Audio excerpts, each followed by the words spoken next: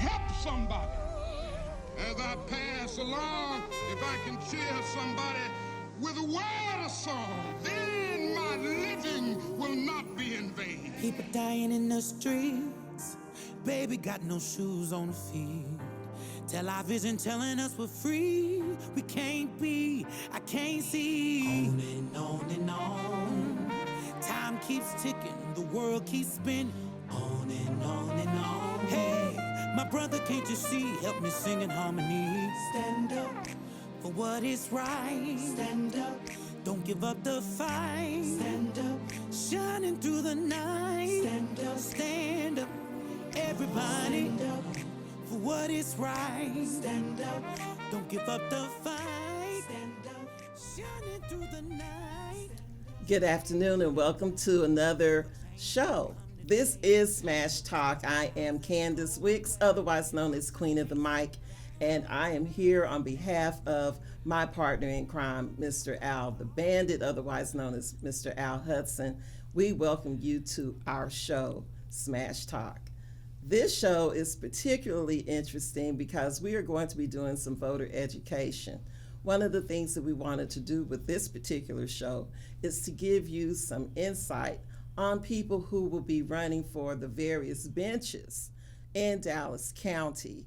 We have heard from several other candidates previously, but today is somebody that I would consider a friend just because she is a down-to-earth, community servant oriented advocate in the city of Dallas. And I have seen her for a number of years. It is not necessarily an endorsement formally, but if she's on this show, you know that she is a friend. So welcome to the Smash Talk show for today, the Honorable Sandra Jackson, and welcome. Thank you. Thank you, Lady Candace, and thank you for inviting me. I'm so glad to be here with you and to your wonderful, wonderful show. So proud to be a part of this dynamic with you. Thank you for inviting me. For those of you that do not know, I'll just throw this one out for everybody. It's an open disclaimer.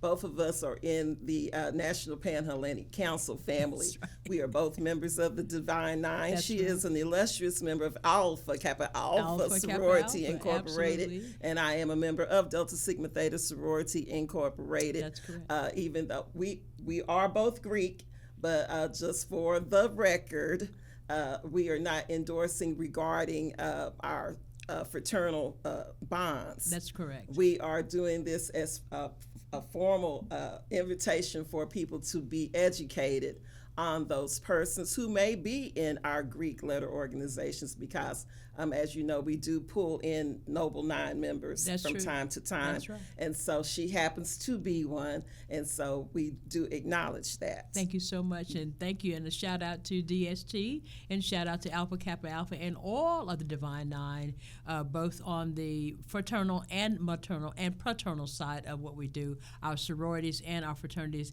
And I really am appreciative of that because we know the hard work that it has taken all of these decades, really, and years that we have served both as in our capacities in our sororities and also in our community so that we can continue to be a voice. Absolutely. That makes sense to the people that we serve and that we can be a progenitor, if you will, for the due process that we all love so well. I certainly love it. Well, for those people that will be watching the show who may not be familiar with you, can you give us a little background on where you're from and where you went to school, and then talk about your legal education? I will. Thank you so much. I am Sandra Jackson. I am the State District Court Judge of the 302nd Family District Court, and I've been that judge for the last 7 years. I'm up for re-election. We're going into our third term, and we're asking you for your vote naturally. I am originally from Oklahoma. My father's retired military, Command Sergeant Major, United States Army. He 30 years in service with him and 30 years with my mother as a veteran nurse. She was a VA nurse. Both of them are with the Lord now. But the beauty of this is the person that pushed me into becoming a lawyer was my grandfather, the Reverend Dr. Lewis K. Jones. He was Chief Warrant Officer, World War II veteran, United States Army. Again, I'm an Army kid, okay? We grew up in the Army life and traveled with the Army, and born at Fort Sill, lived in Oklahoma. My dad retired at Fort Hood, and I went to Oklahoma State University. My father insisted that I go in Oklahoma, and then subsequently I went to Southern University School of Law. I'm a Jaguar. Those of you HBCUs, shout out to HBCUs. I am the cum laude graduate from Southern University School of Law. I was salutatorian of my class, and I just so happened to be so happy to represent Southern. And all of my alumni, you know who you are. God bless you. Thank you for your support. You know what I find so interesting?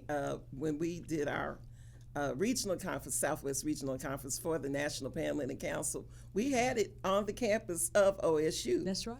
And Stillwater is really interesting because you have to kind of go through Oklahoma City to get there, and we drove in. Yes. And it's a very unique and very beautiful campus. It's a beautiful campus. We have I'm a Theta Beta chapter of Oklahoma State University. I was one of the first initiates of the Theta Beta chapter of Alpha Kappa Alpha sorority at Oklahoma State University. So I am a part of that history of Oklahoma. I am in the books there. And we continue to build and work with the Alumni Association, to all the chapter members that are there. We continue to do that because we know and understand the significance of the outreach that we as Divine Nine have had, and impact on education and on our young ladies and young men who are Alpha Phi Alpha and Omegas and the Qs and everybody else that's there. We are progenitors. We are advocates for education. We are advocates for servants to all mankind. We are advocates for one another, and that's been a blessing for me. Well, let's talk more about your legal experience. Okay. You're running on experience. I am. Compassion and integrity. Those are your three mantras. So let's talk about your experience. Well, I started as a legal services lawyer. When I fresh out of law school, went straight to legal services, North Texas Legal Services, served there, and that part of my compassion had to do with understanding, having come out of the beginning of end of the civil rights movement. I was just a young person at that time, watching people protest, march, voter advocacy, voter rights, voter education, housing issues, redlining, those kinds of issues. And that was one of the motivators for me as I continued to move forward in my career as a lawyer. And so I went to work at Legal Services, and really what we did there, we helped people stay housed. People were getting evicted, children were being removed. That's probably one of the first times that I began to understand and know more and more about child protective services, and I ended up doing that for 20-odd years. What happens that's a part of our education, because we want to help our community stay whole. Wholeness in the community, a stable family, stable community, stable society, stable citizenship. We want that to happen. So we fought to keep those families together, and we continue to do that all through my career as a lawyer with Legal Services. And then from there, I went into private practice. I became a certified mediator so that I could help to negotiate on behalf of families to get a reasonable solution to their problems. I learned how to do problem solving, and I have continued to do problem solving as a part of what we do and what we do as a 302nd Court. We are a great problem solving court. And then after that, I went for a season of time in the banking industry, which happens to be interesting because of my minor degree is in economics. I see. And so what we did was, when that opportunity presented itself, a friend of mine contacted me, you need to try to go to this people because they need some help. And of course, as is the case back in that day, many companies were not diverse. When we talk about diversity and inclusion, back at that time, affirmative action was big. We needed to do that, and we still need that. I still fight for diversity, inclusion, because I think that our society, if we really, really believe in what the United States of America is, Barbara Jordan said it, America has to live up to its promise, and that's what we're trying to do. I am an advocate for America living up to her promise, and I believe that her promise is greater than what we see right now. And so I continue to advocate for people to have equal access to justice, equal voting rights, equal access to housing, equal access to financial strength. I want families to stay together and be able to build a future. We talk about generational wealth, generational passing on. That's what I'm looking for. Families to be, I would say, collaborative, congruent, consistent, competent, and building. We're not here to destroy families. We're here for families to grow, to build. And so that's a part of our education. And then we did that for 13 years in-house with the federal government. And then we came back, and I went to the DA's office and stayed there for 5 years under Craig Watkins. He hired me, and God bless Craig's rest his soul. Yes. And then I went to, after that, when the opportunity presented itself, like, you need to run for judge, you need to run for judge. I started hearing that. And I'm like, but then the opportunity presented itself, and I did. And by the grace of God, I was able to win, and we still are winning.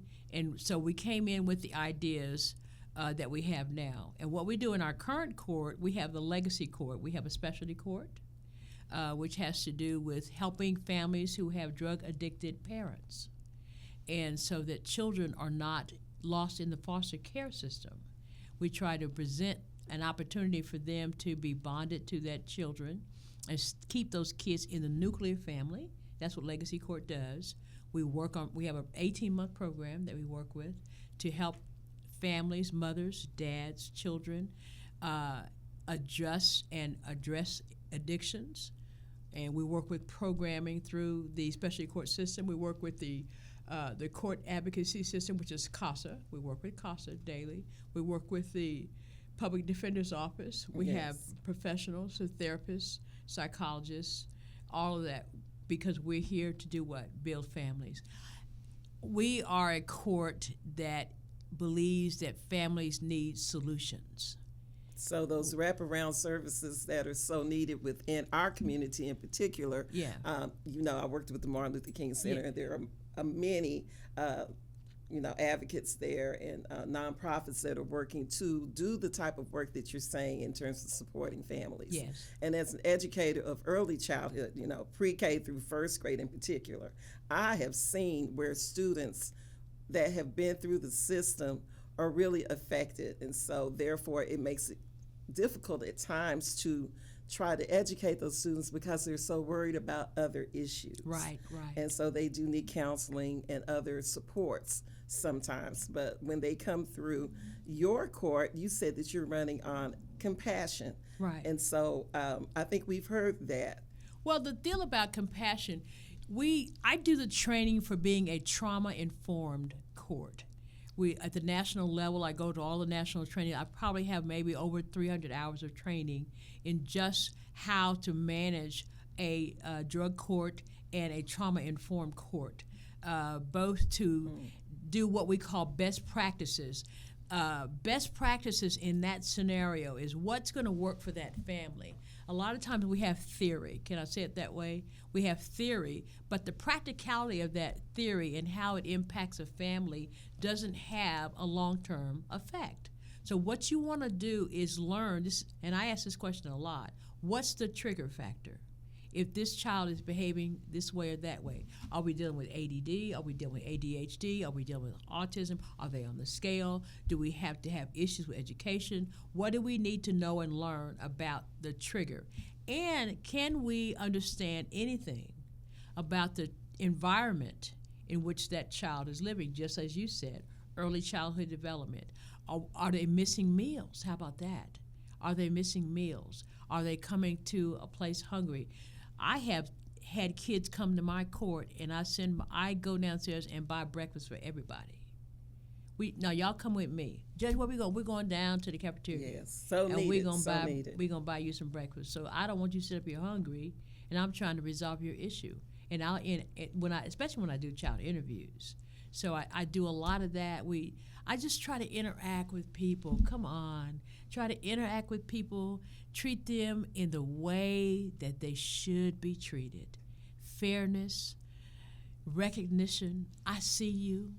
I hear you. I'm listening to you. And I embrace who you are. Let's figure this out together. Well, you are one of the current judges that you don't hear negativity about because you are a woman of integrity. Thank you. And so, would you speak on what keeps you grounded to maintain integrity within the political arena? I have 3 things that I learned actually in the Sunday school lesson. Can I say it that way? Sure. Okay. 3 things I learned in the Sunday school lesson. Micah 6 and 8. Do justly, love mercy, and walk humbly with God. You've heard this before? Yes. Okay. So the first point is do justly. Doing justly has a parameter to it. To me, is that no matter how horrific or how easy, how up or how down, how anything is, where is the balance? How can I treat you fairly? How can I be honorable? How can I treat you with dignity? How can I treat you with compassion? How can I treat you with respect, so that you can know that I'm not going by what I'm looking at you as a person, and I'm here and I will do just towards you. Okay? It may not be perfect, that what you want, because we always have to have the balance, but you will not be mistreated. Okay? So we do justly. The other one is loving mercy. I am a big believer, because I had so many second chances when I was a kid coming up, cutting up, that second chances is what we do. That's what mercy is for. Every single day, new mercies. You've heard this before. New mercies every morning. Every day, yes. Every single day, it's mercy that gets you there. You wake up in the morning, well, thank you, Lord, for the mercy for today. The new mercies is that, sure, you did this didn't go well. Okay, I get it. This didn't go well. Okay, I get it. But let's be merciful. How can I give you a second chance? How can I give you another opportunity to take responsibility for a situation? A lot of times, you just have to really face your truth. Look yourself in the eye, in your own self mirror, and tell yourself, I am responsible. I am responsible. The decisions that I make, I'm responsible for it. And then, and you're responsible for consequences too. So don't ask me to sidestep your consequences. Wait now. We're here because I'm looking at you, boo. I love you. I'm looking at you. You brought your life to me. I'm not trying to do anything. But I want to see, where can I show you some mercy in this? And then the other thing is to be humble enough to say, you know what, I need to correct my behavior. I need to be humble enough to recognize that I'm responsible for this. I got myself here. And now how can I get out? What is it that this is here to teach me? That's what humility does. Humility will teach you what your next should be. Like, okay, I'm here to learn. Okay, I feel my Sunday school anointing coming, but go ahead. But I'm here to learn. Okay, what is this here to teach me? You know, and I reflected back even over this election cycle. I'm learning a lot. You know, and it's teaching all of us who are in this. If you really tell the truth to us, we need to learn something from this, so that we can work more collaboratively, we can work more cooperatively, and we can work to help our community as a whole continue to grow and thrive and be the best that we can be. Okay, so once you win this election, thank you. Servant leader with a vision for the future, what is something new that we can look forward to coming out of your court? Well, here's the thing that recently came to my attention. I was at LULAC, and a grandmother said to me, can I talk to you? Can I talk to you? And so I went over, hello, you know, just being polite. Can you help us do this? There are a lot of grandparents that are raising grandchildren. I knew that because my sister has raised her grandkids. So I knew that, but I didn't know it to the measure that it needs to be a program that can be developed to help the multitude of grandmothers and grandfathers who are raising their children. Either a son has gone left or right, or a daughter has gone left or right, or something has happened, and now those grandbabies are living with grandma and grandpa. And what can we do in that regard? So one lady asked me, can I help to develop that program? And I told her that I would. So that's going to be where we're headed in terms of where we're going in terms of our next move. And we've got the legacy court. We've got the education. Co-parenting is another thing that we are big on. We have learned that people need to forgive each other for hurt feelings while they were husband and wife, and now they're no longer married. The marriage is, but they still have to do what? Co-parent. They still have to co-parent. Absolutely. So we still have to work through how are we going to make good decisions for our children? What can we do that's in the best interest of our children? How can we work together and not be mad, blocking you, I'm blocking you, I'm blocking. No. You can't make a decision together if you're blocking. So somebody has to, we got to work with forgiveness. We've got to work, if you need to go to counseling, if you need to learn some tools, if you need to get a toolbox to help you with some ideas, some concepts.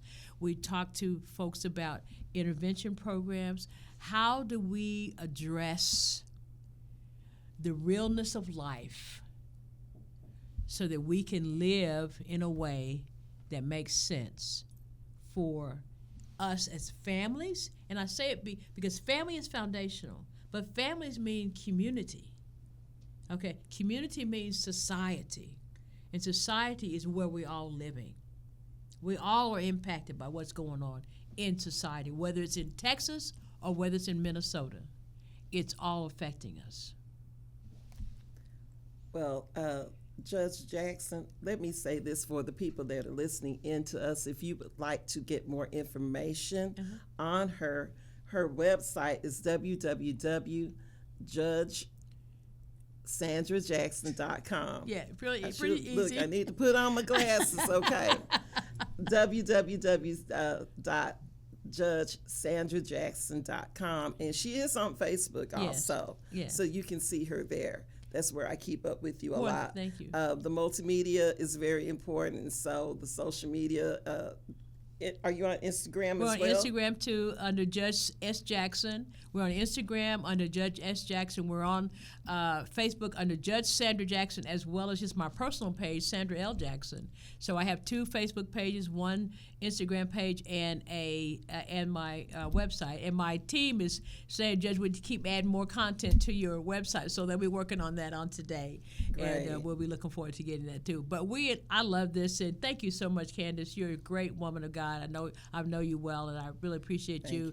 And again, I am Judge Sandra Jackson. I'm the 302nd District Judge. I'm the current judge. I am the incumbent, and I'm up for my third term. I'm asking you to go out, Dallas County. Listen, early voting starts February 17th through February 27th. Go early vote. Let me tell you why. Education. Go ahead. The voting locations in Dallas County have been reduced. So getting into early vote is going to be critical, because the day of election, you may not know where your precinct is going to vote, because all of that is in the process of constant change. I encourage everyone to early vote, go out early, get your vote in early, and take care of your business, because in early voting, you can vote in any location. That is true. Whereas on the day of voting, which is March 3rd, which is the actual primary, you cannot. So that limits you. Specific. And you have to be very precinct specific. And you want that. Don't disadvantage yourself by not going to early vote. So I'm asking you to go out, early vote. My name is Sandra Jackson. Pretty simple. Sandra Jackson. We're alphabetical on that ballot. Go down, and you got to go down the list. Go and look for my name, Sandra Jackson. And thank you for your vote. Thank you for helping me get reelected, everybody. God bless you so much. And God bless you, my darling. Thank you. Thank you. Well, on behalf of Al Hudson and myself, we want to say thank you for coming to Smash Talk. You feel free to come back at any time. We would love to have you back on the show. And we pray all God's speed and blessings on you, and you take care.